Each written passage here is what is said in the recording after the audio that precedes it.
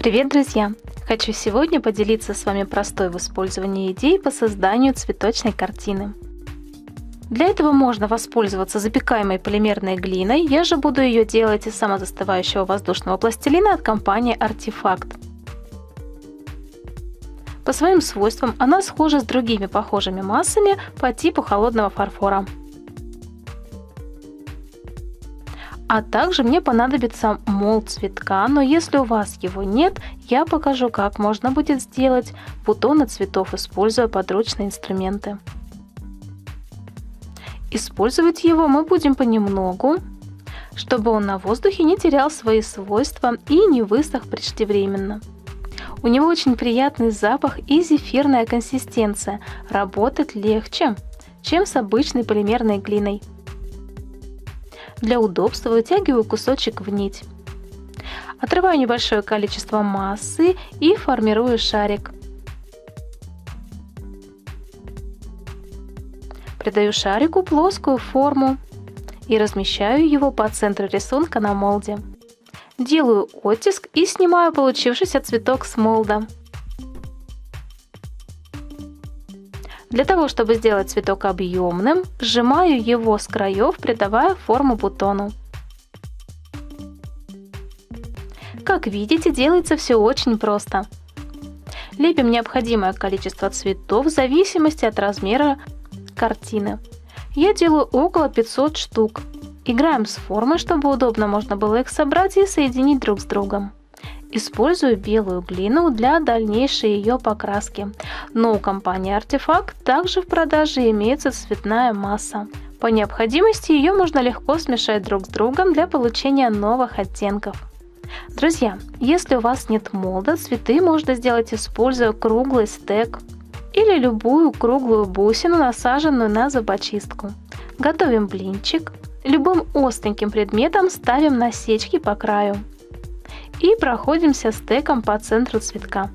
Он начинает заворачиваться в бутон, и мы получаем вот такую заготовку. По желанию в центр можно вставить сердцевинку.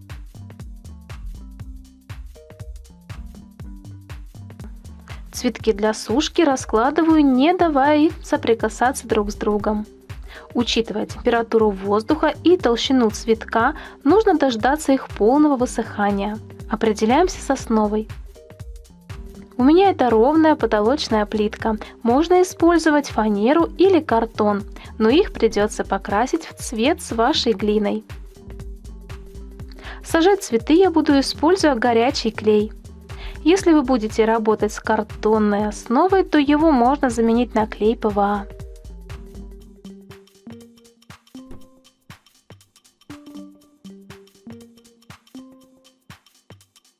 Все цветочки клеим впритык друг к другу, подбирая их как мозаику максимально подходящей стороной.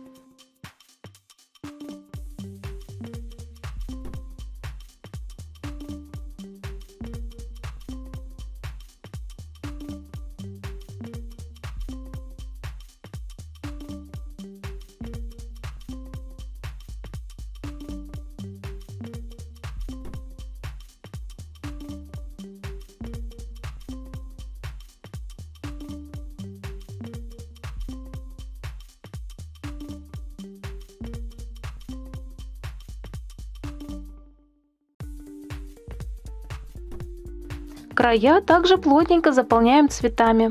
Если остаются видимые зазоры и они портят внешний вид композиции, аккуратненько обрежьте их лезвием или маленькими ножницами.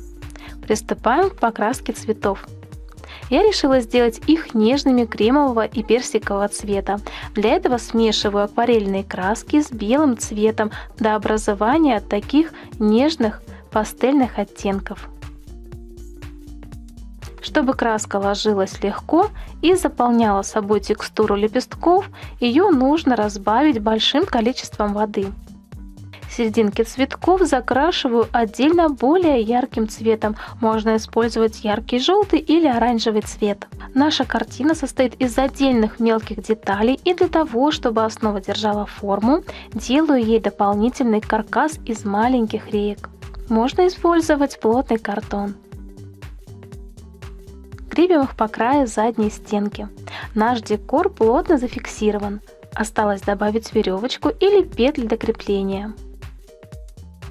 Друзья, на этом все. Я надеюсь, что это видео было для вас полезным и интересным. Спасибо за просмотр.